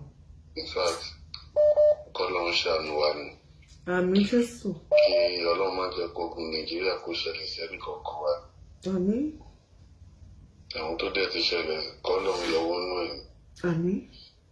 Ṣé rí èdè ọkàn tí mo máa pè tí mi dẹ̀ ní mẹ́nu kúrò bẹ́ẹ̀. Òun náà ni wípé ìlú yẹn tí ayé á fi parẹ́ kò lè dáa. Ẹni tó bá wù kó máa bá mi jiyàn gbogbo ẹ̀bẹ̀ lájọ wáyé. Ṣẹ̀dẹ̀ rí tí àwọn ọlọ́pàá ìlú yẹn ń ṣe. Bẹ́ẹ̀ni. Àtàwọn ẹ̀ka ètò ìdájọ́. àwọn ló ba ìlú yẹn jẹ́ débi tó dé. Bẹ́ẹ̀ ní Nàìjíríà tẹ́ bá rí ọlọ́pàá tẹ́ bá rí èṣù ọ̀daràn ó pè kẹ́ sá lọ́dọ̀ èṣù ọ̀daràn ju kẹ́ sá lọ́dọ̀ ọlọ́pàá lọ. Àwọn pípù yẹn burú ju èṣù lọ 95% wọ́n burú ju èṣù lọ wọn ò dẹ̀ lẹ́rìí ọkàn nítorí owó nítorí ọlá pé kọ́ lè rówó fi ṣe pé àwọn náà jẹ́yàn kọ́ bọ́yàwó kọ́ bọ́mọ kò sí àbọ̀dé tí wọ́n lè gbà fún yàn látòrí òkè pátápátá ni ní last corporal ni o tẹ bá rí ọlọ́pàá tó bá gbé jáde kó ṣe dáadáa ó wùwà kan tó bá kúrò láti pò bóyá ó wùwà kó múlẹ̀ àbò márùn tó pààyàn iṣẹ́ ibi tó ti ṣe lábẹ́lẹ̀ ó multiply ẹyọ kan tó ṣe yẹn times 100 ni. Àti wọ́n tiẹ̀ máa ṣe dáadáa káti àwọn ọlọ́pàá sì máa ṣe dáadáa torí iṣẹ́ yẹn àwọn náà ló máa bá wa ṣe. Ìyálájé tí yóò bá pariwo síta ṣẹ́rò pé wọ́n lè bá yín ṣe ni.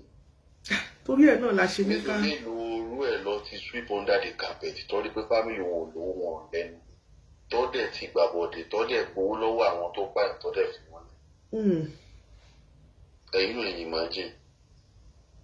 so nǹkan tí mo máa ń sọ fáwọn èèyàn nìyẹn pé Nàìjíríà bá a ṣe máa lo ìlú yẹn táyà fi parẹ́ ni ó dẹ̀ máa wọ́ sí i. gbogbo àwọn tó wà létò ọlọ́pàá ní ẹ̀ka ìdájọ́ ni àwọn èèyàn èṣù ló kún bẹ́ẹ̀ bá mú.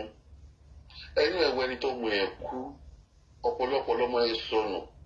tẹ bá débẹ̀ iléeṣẹ́ ọlọ́pàá ṣe bí tẹkàn máa kò gìrì lọ́pẹ́ máa rí justice tó bá ti wà pé ẹ tó lówó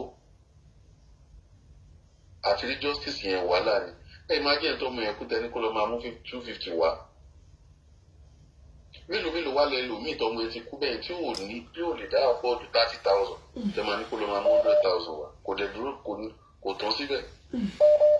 so kọ́ ló ń ṣọ́ wa nílùú yẹn ṣe rí ẹni tó bá ti jọ ọmọlọ́pàá nìyẹn kò sí nǹkan tẹ́ lè ṣe látòrí ọ̀gá pátápátá wọ́n á ṣe dáadáa wọ́n á ṣe lè dáadáa. ṣé bí torí pé wọ́n ti pariwo síta ní kọ́lọ́ lẹ́jẹ̀ kọ́ ṣe dáadáa. bàtà àti pariwo báyìí wọ́n á ṣe dáadáa.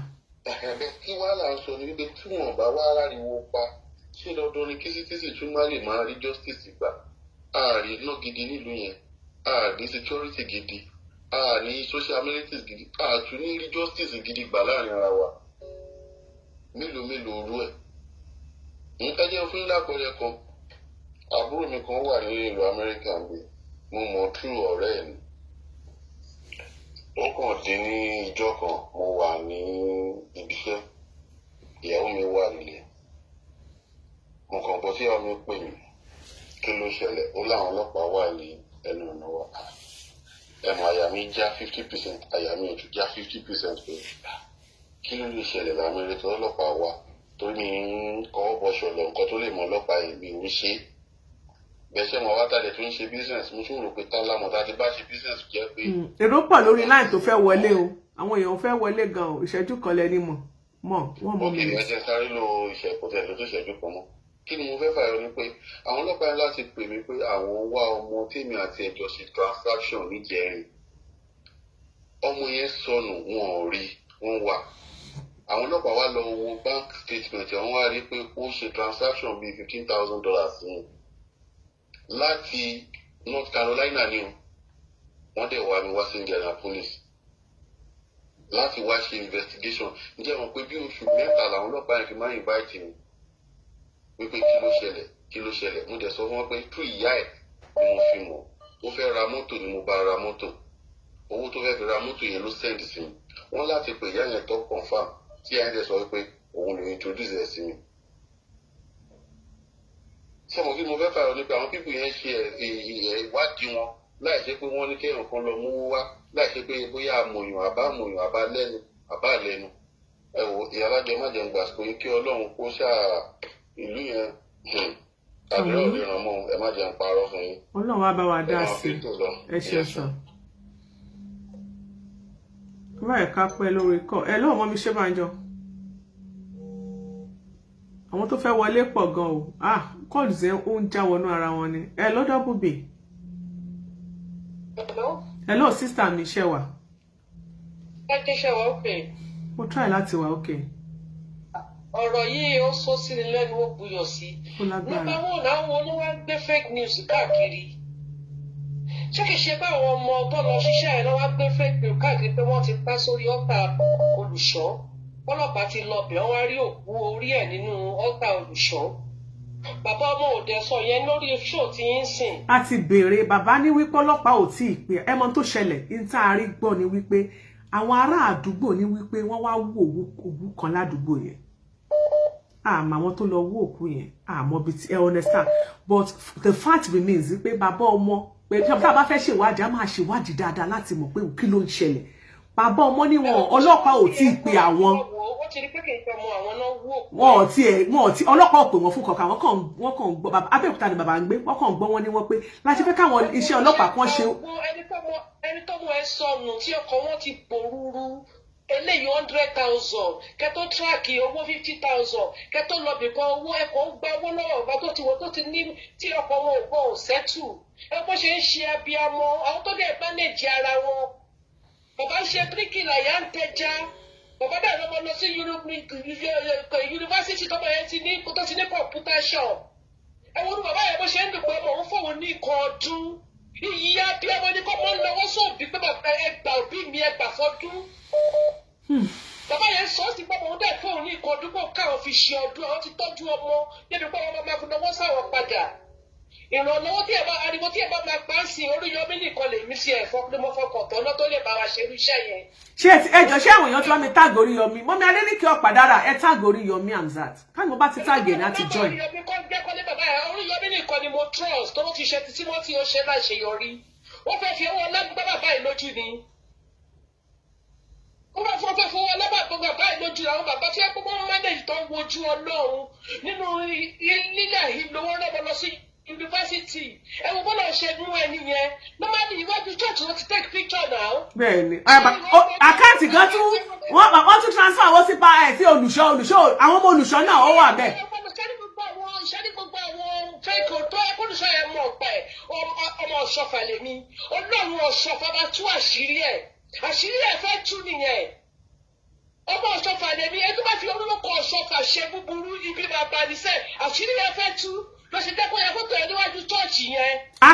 Owó ọmọ yẹn tó sẹ́ndì ó wọnú àkáǹtì pásítọ̀ náà díẹ̀ náà wọ bẹ́ẹ̀. Ṣé gbogbo wọn lọ́jọ́ máa mú pọ̀ náà bẹ́ẹ̀ lè ṣe gbogbo owó òkú ọ̀run tẹ wá pín sínú àkáǹtì yín gbogbo yín ní suspect náà Ọlọ́run ọ̀ṣọ́fà ti wà lórí iṣẹ́ ó fẹ́ tú àṣírí ẹ̀ ni ó fẹ́ nẹ́ẹ̀lì olùṣọ́ yẹn ni àwọn fẹ́ kí olùṣọ́ tí wọ́n lo orúkọ ọ̀ṣọ́fà fi máa ṣe kàlẹ́ lẹ́yìn mo dẹ̀ pé Ọlọ́run ọ̀ṣọ́fà máa jẹ́wọ́ agbára ẹ̀ lórí ọ̀rọ̀ ọmọ yìí á jẹ́wọ́ agbára ẹ̀ àṣírí olùṣọ́ yẹn á tún tó bá mọ̀ pa ẹ̀ ẹ kú ètò. Ẹ ṣe gan káwọn ìjọ ṣẹlẹ̀ náà kọ́ mọ́ fọwọ́ bò mọ́lẹ̀ o gbogbo ìbáṣirí ti ń tútútú látọjọ́ ẹ̀ wọ́n fọwọ́ bò mọ́lẹ̀ ni o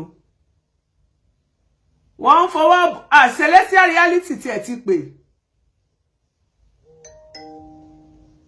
reality check mo ń bọ̀ jẹ́ kí n pè yín padà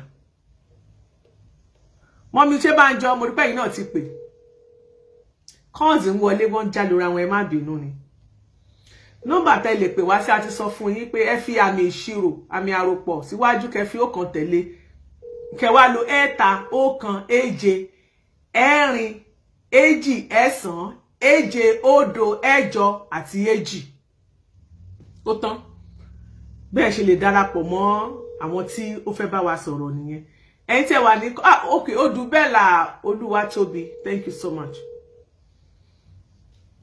so even mi ò ṣe mo lè máa gbọ́ mẹ́sẹ̀jì ẹgbẹ́ ẹ̀ tẹ́ send message sí mi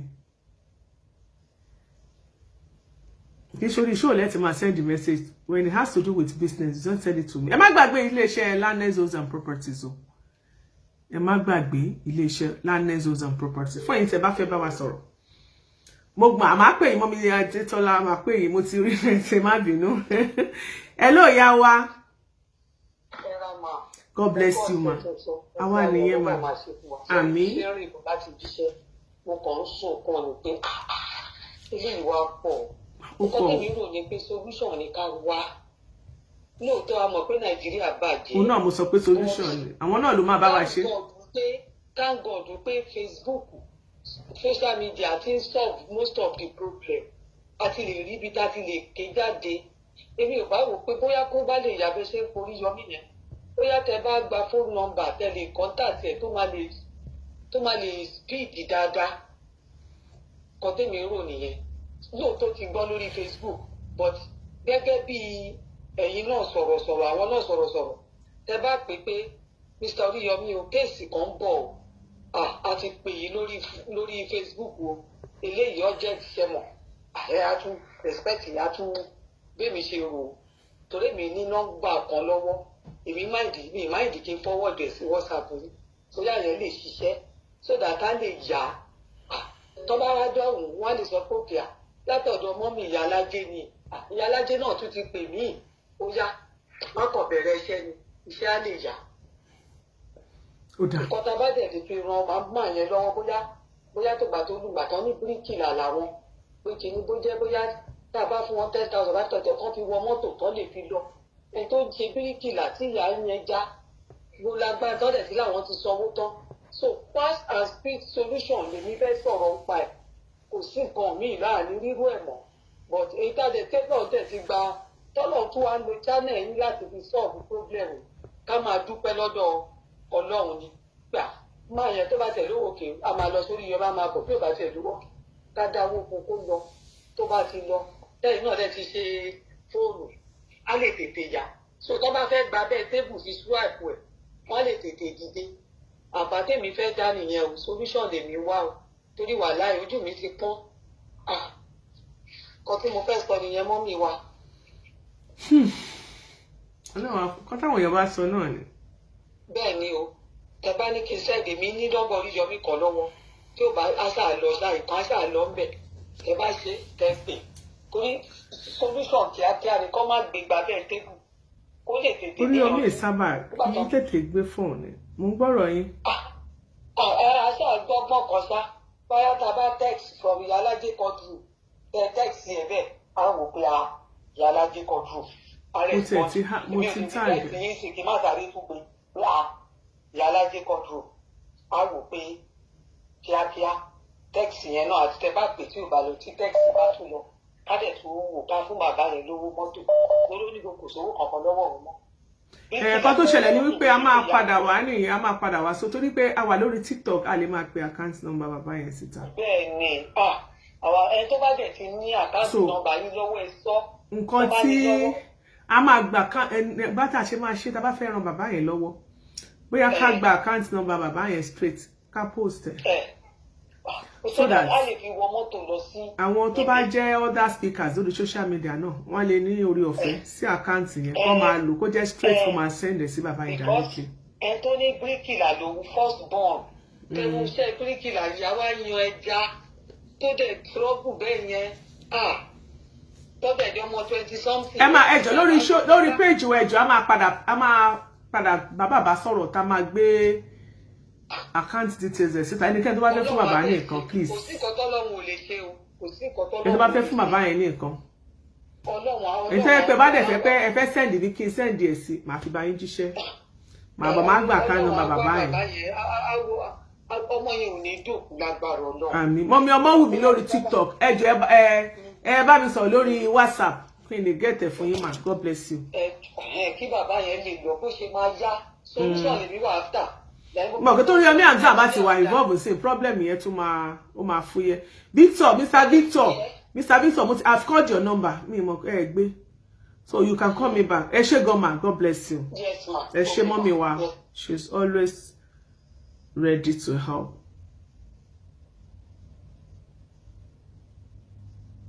Okay. Ẹ ṣé gan Mr. Abiodun Ogunleti.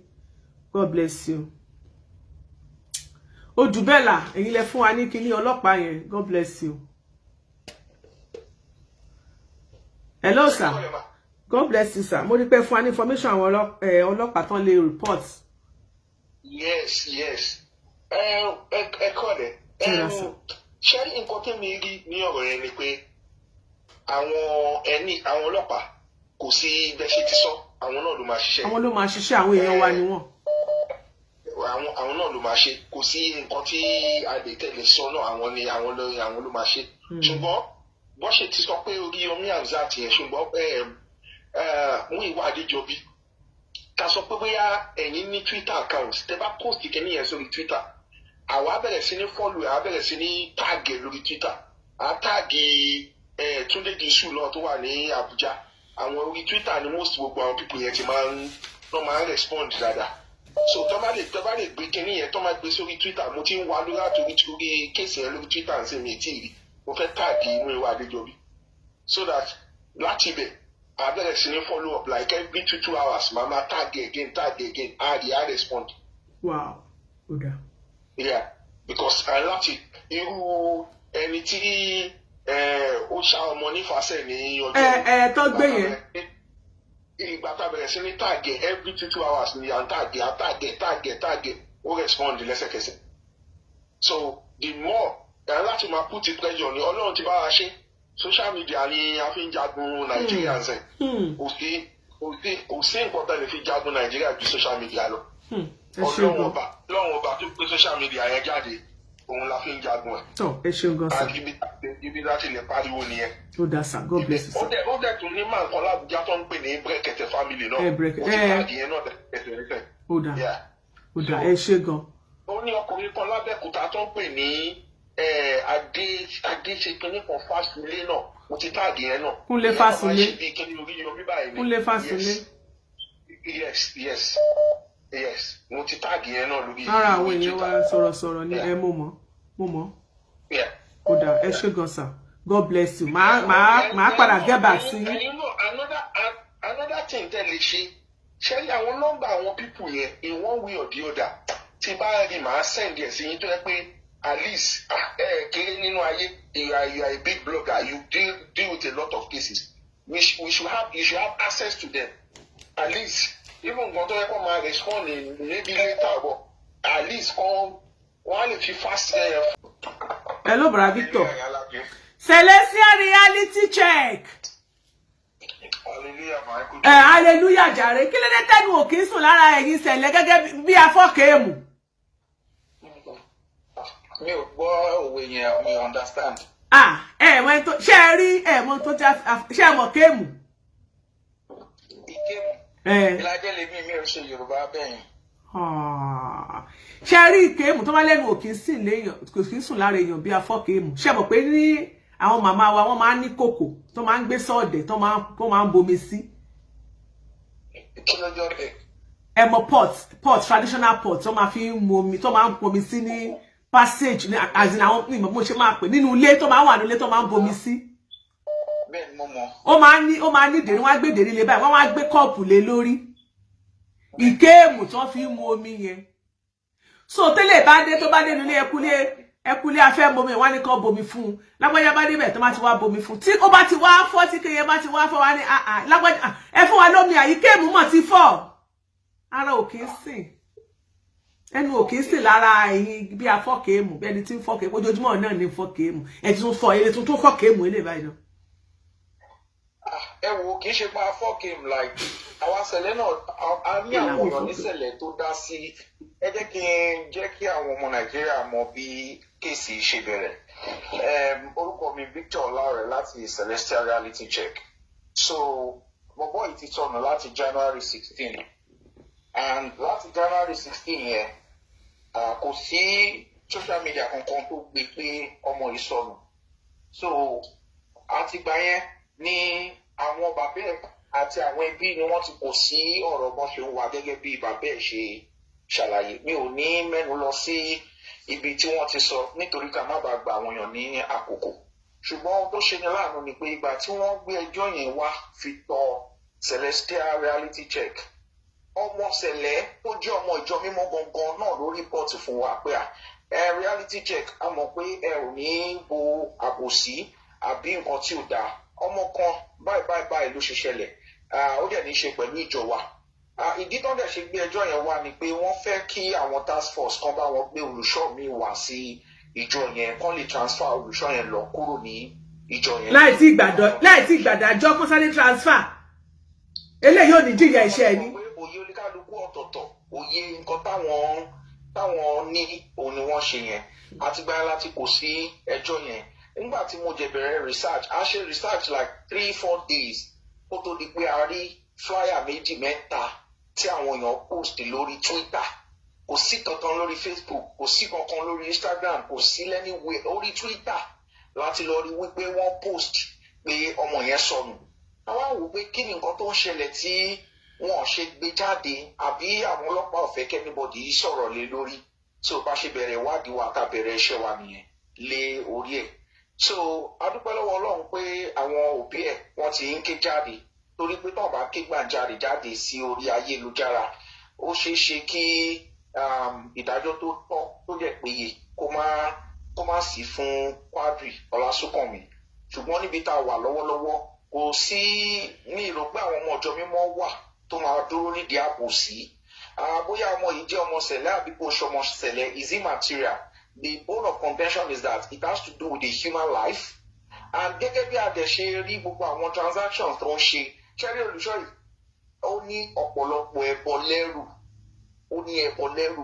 ó ní a lot ṣùgbọ́n iṣẹ́ tẹ́ ṣe àdúrà wa ni pé kí Oriyomi Hamzat àti àwọn other people ní social media kí wọ́n help àwọn parents bàbá yìí ti ta mọ́tò ẹ̀ wọ́n ti ń ta gbogbo àwọn nǹkan nílé nítorí kéèsì yìí so Ọlọ́run á ràn wá lọ́wọ́ ẹ kúṣẹ́ bẹ́ ṣe ń ṣe lọ ẹ̀yin náà là ń dúró dè báyìí so tẹ́ bá ti parí iṣẹ́ àwa náà tún fi báwo ṣe máa ń sọ àwa náà tún ṣe little contribution. Yes, so mo ti send account details baba Quadri mo ti send ẹ sí ní WhatsApp so that àwọn èèyàn lè ràn wọ́n lọ́wọ́ èyí tí wọ́n fi ń ta létọ̀nà lórí ìdájọ́ up till now wọn ti gbé àwọn tó mú wọn gbé wọn lọ sí ilé ẹjọ́ láti January ojoojúmọ́ dẹ̀ ló ń gbowó lọ́wọ́ àwọn òbí ẹ̀ pé. nọ́mbà tẹ pé okay ti send ẹ Ògúnbọ̀dé Ìdòwú Àlàní. bẹ́ẹ̀ ni so. wọ́n ní ìkòkò láyé ìkéèmù o. ìkòkò. Ìkòkò gangan ìkòkò tó ń bomi sí yẹn. Kí ló dé?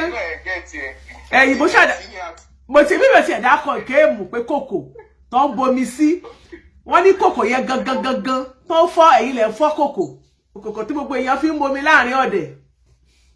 Wọ́n láwà là ń fọ.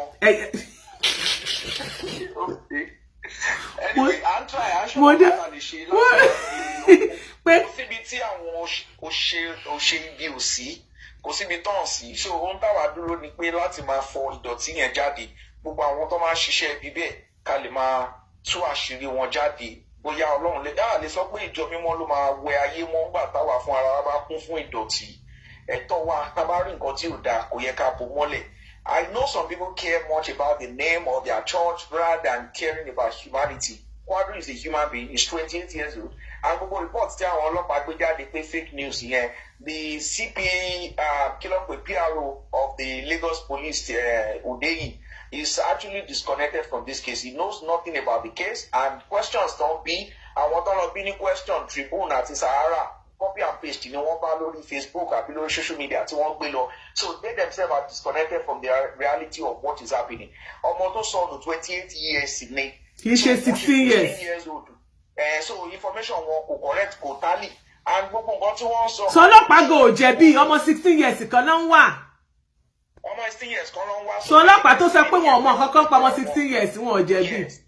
Yes, wọ́n jẹ̀bi because kò sí ọmọ 16 years tí wọ́n report pò sọnù kò dẹ̀ sí pastor kan sọ pé wọ́n mú pastor yes wọ́n mú pastor kankan with relation to ọmọ 16 years torí pastor tí wọ́n mú tó wà pàǹtí lọ́wọ́lọ́wọ́ ọmọ 28 years ló sọnù táwọn atáàrí and information pé wọ́n gbé òkú àwọn òbí ẹ̀ ní àwọn ọlọ́pàá sọ fáwọn pé àwọn ò rí anything tó jọ bẹ́ẹ̀ talent tó lọ gbé body níbẹ̀. So these are some of the things. Iṣẹ́ táwa dẹ̀ ń ṣe àwọn kankan wà tó jẹ́ pé òun náà ló máa ran àwọn ọlọ́pàá lọ́wọ́ láti lè jẹ́ kí wọ́n ṣe iṣẹ́ wọn. Àwọn ọlọ́pàá tó ń sọ̀rọ̀ lórí kéèsì yìí ṣé àwọn fúnra wọn gbé jáde pé ọmọ ìsọnù ṣe bí wọ́n ní Twitter account Lagos State Police wọ́n ní Twitter account now Nigerian Police Force wọ́n ní Twitter account wọ́n lè máa ń gbé àwọn kéèsì síbẹ̀ téèyàn bá sọnù àbí nǹkan kan. So none of this information is available anywhere.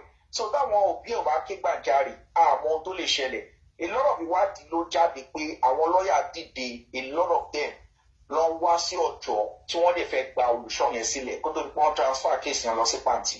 So kí ni reason tí ẹ ṣe dìde láti gba àyàn sílẹ̀ nígbà tó jẹ́ pé ẹni tó sọnù ààrí àtòkù àtàlàyé wọn rí wọn mú jáde ẹ̀dẹ̀ fẹ́ wá bèèrè ẹ̀ sílẹ̀ olùṣọ́ ìfún rẹ̀ ń bolo sùn ní crossover New Year 31st mọ́jú January 1st ṣèbínú police station ló sùn lórí similar criminal case náà ni ṣèbí àwọn kan ló lọ gbà sílẹ̀ tọ́rọ̀ yẹn ò délé ẹjọ́ so arrest yẹn tẹ́ bá ti lẹ́sẹ̀ ègún ní olùṣọ́ tó mú ègún. ẹbẹ bá mi pronounce orúkọ olùṣọ́ yẹn wépo kìíní kan. wépé tó jí bàbá nìyẹn olùṣọ́ wépé tó jí bàbá nìyẹn. bẹ́ẹ̀ni orúkọ ẹ̀ nìyẹn. ada fún yín bọ̀dà Victor ṣótán ẹni sùúrù kẹ́ tó lọ torí ẹ̀ fi mi ṣe yẹ̀yẹ́. Alimi Kẹ́hìndé wọ́n lé mi mo gbà ìkòkò is not ìkéèmù the cup. a ní mo sọ pé mo gbà àwọn èèyàn tó wà ní social media ló fẹ́ ìdérí kọ́ọ̀pù tó máa wà lórí ìkòkò ọ̀tọ̀ kọ́ọ̀pù tó máa wà lórí ìkòkò oníkéèmù àdàpọ̀ gbàjáre èmi ni mo gbà ó gbogbo ìdára lórí social media. Alimi Kẹ́hìndé ẹ ṣeun jàre bọ̀dá kẹ́hìn bọ̀dá Victor torí ẹ̀ mọ́ ó yẹ lọ ìlàjẹ ní òkè ẹ lọ ra star $1,000 ó dàbọ̀ jàre. Hey, bó ṣe wà nìyẹn mọ́mí Dupsy ẹjọ́ ẹ má bínú àwọn fẹ́ mo ti pin ní account details àwọn family yẹn o lórí Facebook fẹ́yìn tí ẹ bá ní ìdí so ẹ jẹ́ kí n pè woman kan ti àwọn ti pè lẹ́ẹ̀mẹ́ta ẹjọ́ ẹ jẹ́ ká gbà pé ká tó mọ nǹkan tá máa tó ṣe lórí ìkànnì yìí ṣe rí àlè tí máa tọ̀ sí iléeṣẹ́ cup is the game ada fún yín jàre Johnson ládàpọ̀ àti ilé máa ẹ má ti jà sọ tí ò dá sí iléeṣẹ́ ọlọ́pàá torí àwọn náà la máa padà lò. ẹ kú ojúmọ́ ìyálájẹ. ìyá wa God bless you. àpò ètò. yes. ẹ wò ó. Láfúnkì bẹ́ẹ̀ ni o. Ọlọ́run kó ṣàánú wa. àmín Jésù. in the first place. games wọ́n ti ń play game but as it is now gbogbo ojú ọ̀rọ̀ yẹn ó máa fẹ̀ síta ṣẹlẹ̀ ojoojúmọ́ tí wọ́n àwọn ọkọ bá ń jẹ jáde ẹgbẹ́ máa ń bà mí and I will keep asking myself the question ṣé mo fẹ́ padà lọ ní ṣá I bet you èèyàn fẹ́ padà lọ èèyàn fẹ́ padà èèyàn ṣàṣọ ẹbí ara sílé Ọlọ́run á ṣe ọmọ ẹ ní but mo ní feeling pé nǹkan kan ti ṣe ọmọ yẹn I bet you. Yeah. I have that feeling pé nǹkan kan ti. bí kò bá wá ṣọmọ láti February 16. Meanwhile ìyá aládé mi mọ̀ bóyá ẹ máa fi àkáǹtì síta káàtì ẹ̀. mo ti fi síta ma ẹ jẹ́ kí n fún ẹ ṣé mọ́mí God bless mọ́mí Dupsy. ká wá nǹkan kan bó ṣe ní tẹ́lẹ̀ ìdítẹ́lẹ̀ ká kó jọ wọ́n tẹ̀ fi ṣe máa run around wọ́n ní ìdìgbà wọ́n ní ìdàwó. Then I strongly believe nínú Oriyomi kí wọ́n lọ síbẹ̀. Kí wọ́n lọ síbẹ̀. Ọ̀rọ̀ kí bàbá yẹn gbéra tó bá máa wà láti unfortunately Oriyomi kò ṣòro mú ni. Bó ṣe wà yẹn àtòun àti ìyàwó ẹ̀ kọ́ lọ ké síbẹ̀ yẹn kọ́ gbéra lọ bá rí ẹsẹ̀ àkúrò Ìbàdàn. ẹ lọ sí tẹ́ bá lọ takú sọ́dọ̀ Oriyomi tẹ́ bá tiẹ̀ ti wà Ìbàdàn tẹ́ bá sọ fún apẹ́ ti wà Ìbàdàn àwọn gómọ̀ pariwo lórí afẹ́fẹ́ pé Oriyomi àwọn kan bẹ lẹ́nu géètì ẹ o. màá try nọ́mbà Oriyomi náà. káwá àkọ́kọ́ ṣàjọ rákẹ́ pin ní àkáǹtì. mo ti pin ẹ̀ àbí mi ò pin ẹ̀ ní ẹ̀yìn tèmi ṣé mi ò pin nọ́mbà bàbá yẹn ni. mo ti pin ẹ̀ mo ti send ẹ̀ sí yín gan mo ti send ẹ̀ sẹ́yìn gan ó wà lórí WhatsApp yín. mo ti send ẹ̀ sí yín gangan your WhatsApp number. I'll forward something. Ẹ jẹ́ ká pawọ́pọ̀ ká tiẹ̀ kọ́kọ́ pushing effect lílọ bíbọ̀ wọn. In fact gbogbo ara mi dìde lẹ́yọ kọ̀ọ̀kan ni. Ẹ imagine kéèyàn fọmọ to that extent kó wá ti di pé ọmọ yẹn tó ọmọ alákìkanjú ọmọ tún ni. Ó tún tó sáà ó tún ti ń ṣe nǹkan wẹ́rẹ́wẹ́rẹ́ tó ti ń nawọ́ sílé. àmọ́ bí ó wà o. Veronica wọ́n láwọn ti send nǹkan tẹ́lẹ̀ send something already God bless you. Yìí tẹ́ tí bá wa send nǹkan God bless you. Ẹ ṣé mo dúpẹ́ o. Èmi náà ṣe nísìnyí ẹ kú ètò ẹ ṣé mà. ẹ jẹ́ a máa ké gbàjarè o. tún rí màá tún okay ẹ ṣé gan màá tún nọ́mbà yẹn pin nísìn God bless you ma. mo máa lọ wò ó sì máa pick ẹ send. Ó tiẹ̀ wá lórí WhatsApp tọ̀dọ̀ tí mo send ẹ̀ sí personal line yìí èmi á tún pin lórí WhatsApp so èyí ò ní láti lọ èyí kàn máa pick ẹ lórí. Yes ma. Ẹ ṣeun gan. Ẹ jẹ́ kí n ṣé mi ò pin ẹ jẹ́ kí n tún pin nígbà náà.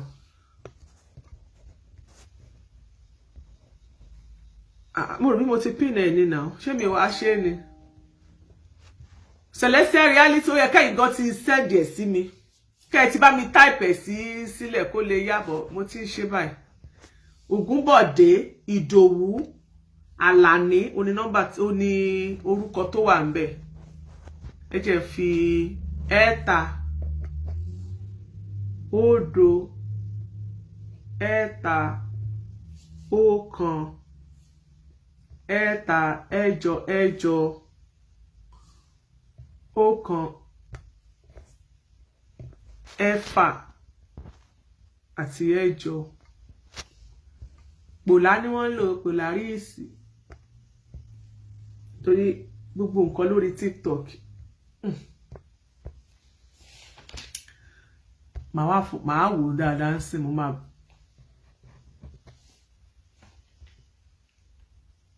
ẹ jẹ́ kí n wá pin ẹ̀ báyìí ó ti wà bẹ́ẹ̀ báyìí má sọ mi pé ẹ̀ rí o God bless you mo ti wá tún gbé sí báyìí Ògúnbọ̀dé Àlàní lórúkọ tó wà ńbẹ̀ Ògúnbọ̀dé Àlàní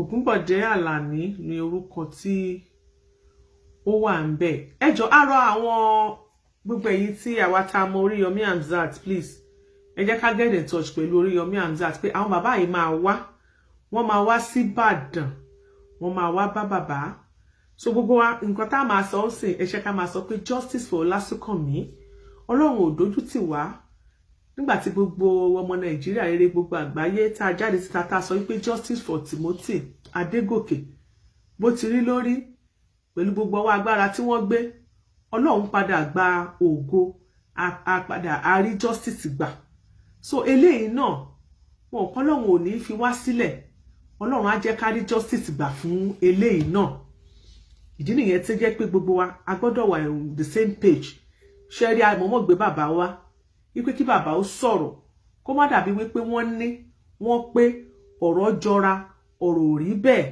ọ̀rọ̀ ṣe gbá kan òun la ṣe gbé wọn wá mo fẹ́ try nọ́mbà Oriyomi.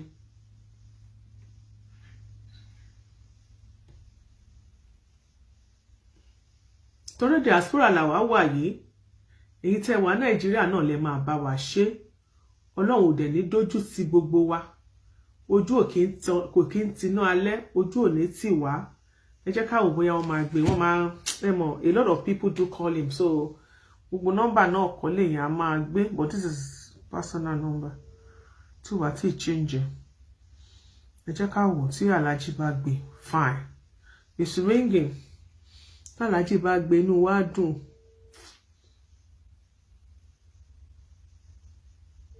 the number is ringing wọ́n gbé gbogbo ẹnikẹ́ni tó bá fẹ́ pè é jẹ́ ká I wish I can call you have few things to say about this man Atolani you can call àti fi number hello.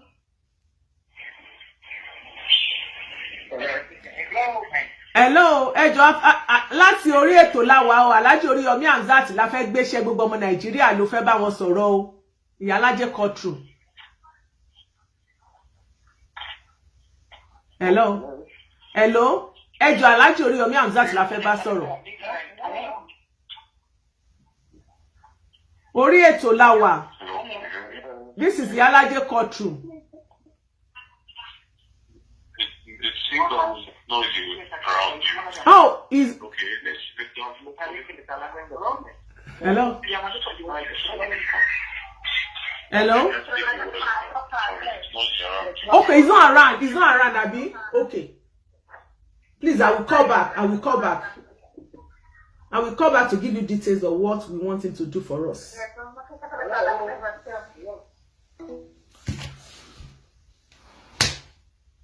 Call him WhatsApp. Mo ní WhatsApp yìí ò tiẹ̀ lọ rárá.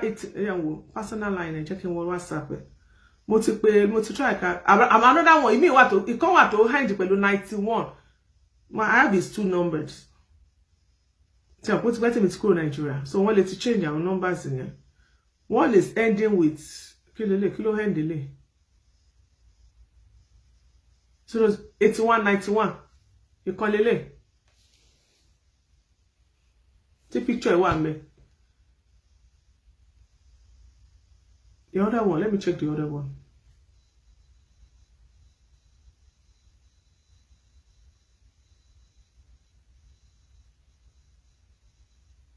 Oh look, you can't picture going.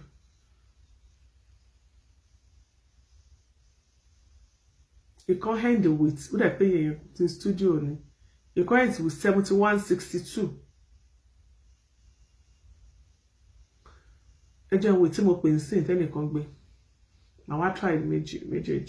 This one is 8191. Don't handle you no be. Another one is 73. I just can try with 7362. Yeah. Odekunle Gbenga.